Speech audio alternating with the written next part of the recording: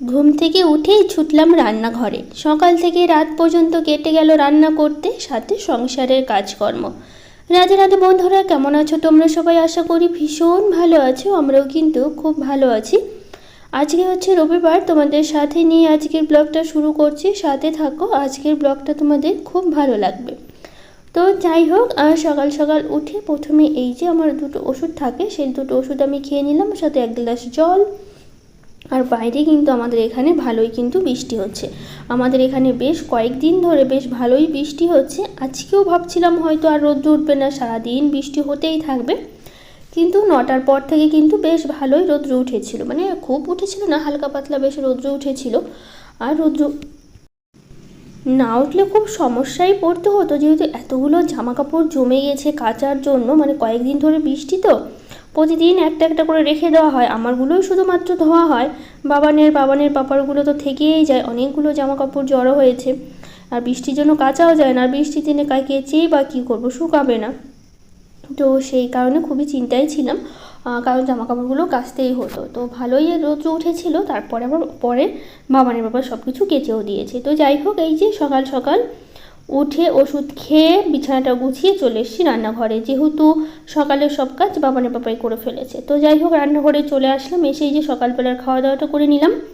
আর বাবানকেও আমি দিয়েছি, বাবানও খেয়েছে। আর এই দিকে আমি জলের বোতলগুলো পরিষ্কার করে নিচ্ছি। বাইরে বৃষ্টি হচ্ছে, তো বাবান বাবা বললো একটু পরে আমি জলগুলো ভরবো। তো যাই হোক, বালতিতে জল আছে, বোতলগুলো সব খালি হয়ে গেছে। তো বোতলগুলো ভাবলাম কি একটু পরিষ্কার করে নিই, প্রতিদিন তো আর করা হয় না, মাঝে মাঝেই করি। তো ভালো করে মেজে নিচ্ছি, কারণ হচ্ছে একটু মানে অপরিষ্কার না, তবুও তারপরে একটু মাঝে মধ্যে পরিষ্কার করে রাখলে বেশি ভালো লাগে। তো সেই কারণে হচ্ছে সবগুলো বোতলই বেশ ভালো করে ঘষে ঘষে পরিষ্কার করে নিচ্ছি। তো যাই হোক, এদিকে বোতল পরিষ্কার করতে করতে কিছু দিদিভাইয়ের কমেন্টগুলো পড়ে নিই। রাতান চ্যানেল থেকে দিদিভাই বলেছে তোমার রান্নাগুলো খুব ভালো লাগে। থ্যাংক ইউ দিদিভাই, তোমাকে অনেক ভালোবাসা এত সুন্দর একটা কমেন্ট করার জন্য। জয় অ্যান্ড মম চ্যানেল থেকে বলেছে রান্নাগুলো ভালো লাগলো তোমার। থ্যাংক ইউ দিদিভাই, তোমাকেও অনেক অনেক ভালোবাসা। তো যাই হোক, এদিকে দেখো বোতলগুলো সব পরিষ্কার করা হয়ে গেছে। তারপরে এখন আমি বোতলগুলো ধুয়ে রেখে দিয়েছি। যখন জল ভরা মানে বৃষ্টিটা থামবে তখনই হচ্ছে জল ভরবে। বাইরে থেকে জল ভরি তো বৃষ্টির জন্য না বাইরে একদমই ভিজে যাবে। তো বেশ ভালোই এখন একটু জোরে বৃষ্টি হচ্ছে। আর কদিন ধরে বৃষ্টি হচ্ছে, বেশ ভালোও লাগছে। নইলে যা গরম পড়েছিল, বৃষ্টিগুলো ভালোই লাগে বৃষ্টি হলে, কিন্তু তখন আবার বেশি দিন হলে তখন আবার ভালো লাগতে চায় না। তো যাই হোক, এই দিকটা করার পর এখন আমি কালকে রাত্রেবেলা ভিজিয়েছিলাম এই কাবলি ছোলাগুলো, তো সেগুলোই হচ্ছে আজকে ঘুগনি করব। তো সেই জন্য সেদ্ধ বসালাম। আজকে সকালে জলখাবারে হবে আমাদের ঘুগনি আর রুটি। আমি পরোটা বা লুচি করতে চেয়েছিলাম, কিন্তু বাবানের পাপা খাবে না। ও সব সময় বলে হেলদি খাবার খেতে হবে, তো বলছে রুটি করো, তেলের জিনিস খেতে হবে না। তো সেই কারণে রুটি করছি আমি। তো ওইদিকে আমি ছোলাটা সেদ্ধ বসিয়েছি, আর এইদিকে আমি আটাটা মেখে নিচ্ছি।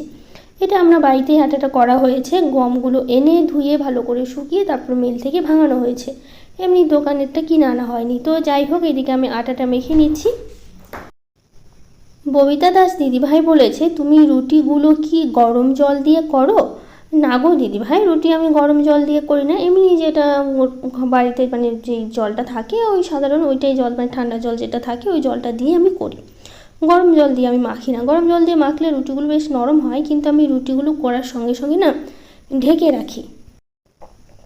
রুটিগুলো করার পর যদি ঢেকে রাখা যায় গরম গরম, তাহলে কিন্তু এমনিতে নরম থাকে, তারপর তো গরম গরম খেলে নরম নরমই থাকে। তো সেই জন্য রুটিগুলো ভেজে যেটাতেই আমি রাখি একটা ঢাকনা দিয়ে ঢেকে রাখি। হটপটও আছে, হটপটে রাখা হয় না যেহেতু সঙ্গে সঙ্গেই খাওয়া হয়, তো সেই কারণে হটপটে আমি রাখি না, একটা বাটি বা কিছুতে রাখি। তার উপর থালা দিয়ে মানে একটা একটা করে তুলে নিয়ে থালা দিয়ে সঙ্গে সঙ্গে ঢেকে ফেলি। এতে রুটিগুলো না গরম গরম থাকে, তো তখন নরমই থাকে। তো যাই হোক, দেখো এইদিকে আমি মশলাগুলো কষানো হয়ে গেছে, মানে প্রায় হয়ে এসছে। এদিকে আমি রুটিগুলো ভাজছি, সঙ্গে আমার বাবানের পাপা আসলো, বলছে কি তুমি বেলে দাও আমি ভেজে দিচ্ছি। তো আমি এদিকে বাবানের পাপাকে বলে দিচ্ছিলাম, আর এদিকে বাবানের পাপা দুটো একটা করে ওই দুই একটা ভাজলো, পরে আবার আমাকেই ভাজতে হয়েছে, কারণ উল্টাতেও পারছিল না, ঠিক মতো করতে পারছিল না। তো যাই হোক, তারপর বাবানের পাপা কয়েকটা ভাজলো, আমি বেশি তো করিনি, 6টা 7টা 8টা রুটি করেছি আমি, 3টা বাবানের পাপা 3টা, বাবান 2টো, এরকম করে মানে মাপ করেই করি সবসময়, যেহেতু 3জন মানুষ। তো যাই হোক, এদিকে রুটিগুলো একটা একটা করে ভেজে তুলে নেওয়া হচ্ছে। আর এদিকে দেখো মশলাটা আমি একদম কষিয়ে নিয়েছি। এর মধ্যে দিয়ে দিলাম ছোলা, আর আলু আমি সেদ্ধ করে নিয়েছি। আলু আমি গোটাই দিয়েছিলাম, কারণ কি বলতো, ওই ছোলা ছোটো ছোটো করে দিলে না আলু একদমই সেদ্ধ হয়ে যায়, বেশি গলে যাবে। আর গোটাটা দিলে যেহেতু আলু ছোলাটা সেদ্ধ হতে সময় লাগবে, ওই হিসাবে আলুটাও সেদ্ধ হয়ে যাবে। তো সেই কারণে পরে আমি ছোটো ছোটো করে ভেঙে ভেঙে দিয়েছি, মানে কেটে কেটে দিয়েছি। তো যাই হোক, এদিকে কষানো হয়ে গেছে, তার মধ্যে দিলাম হচ্ছে জল।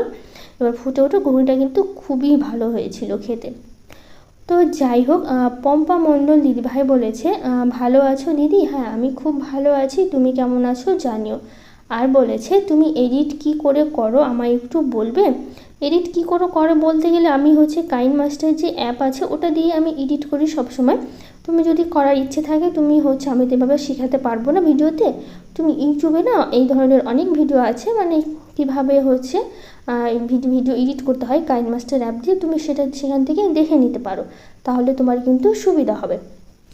তো যাই হোক, এদিকে না আজকে হচ্ছে এই যে আমি এখন খাবারটা বেড়ে নিচ্ছি, এখানে 3টে থালা বাবানকে দেবো, আমি নেব, আর হচ্ছে বাবানের বাবা দেবো। তো 3জনে মিলে সকাল সকাল খেয়ে নিয়েছিলাম। আর বাবান তো থালা নিয়ে সোজা চলে গেছে টিভির ঘরে, ও টিভি দেখবে আর খাবে। আর আমি বাবানের বাবা ডাইনিংয়ে বসেই খেয়েছিলাম, ও টিভির ঘরে নিয়ে গেছিলো। তো এইদিকে খাওয়া দাওয়া শেষ করলাম, তারপরে অনেকগুলো বাসন জড়ো হয়েছে খেতে খেতে রান্না করতে করতে, সেই বাসনগুলো আবার মেজে নিলাম। এইদিকে খাওয়া দাওয়ার কিছুক্ষণ পর একটু রেস্ট নেওয়া হয়েছে। তারপর যেহেতু এইদিকে তারপরে মানে বৃষ্টিটাও থেমে গিয়েছিলো, হালকা রোদও উঠে গিয়েছিলো, তো আমি জামা কাপড়গুলো ভিজিয়ে দিয়ে এসেছি বাথরুমে। জামা কাপড় ভিজিয়ে দিয়ে তারপরে বাসনগুলো মাজছি, তাহলে বাবানের বাবা কেচে দিতে পারবে, সেই কারণে রোদ উঠে গেছে। তো আজকে আবার বাবানকে নিয়ে বাবানের বাবা যাবে সেলুনে, কারণ বাবানের চুলগুলো বেশ বড় বড় হয়ে গেছে, তো সেই জন্য সেলুনেও যাবে। চুলগুলো কেটে দুপুরের দিকে, মানে স্নানের টাইমে 12টার দিকে গেছিলো, চুলগুলো কেটে নিয়ে এসে ছোটো ছোটো করেছে গরমের মধ্যে, আর চুলগুলো বেশ বড় হয়েছিল সেই কারণে। তো যাই হোক, এইদিকে আমার রান্নাঘর পরিষ্কারটা করে, মানে বেসিনটা পরিষ্কার করে নিলাম, আর বাসনগুলো ওইদিকে জল ঝরুক, পরে আমি সব কিছু গুছিয়ে নিয়ে রাখবো।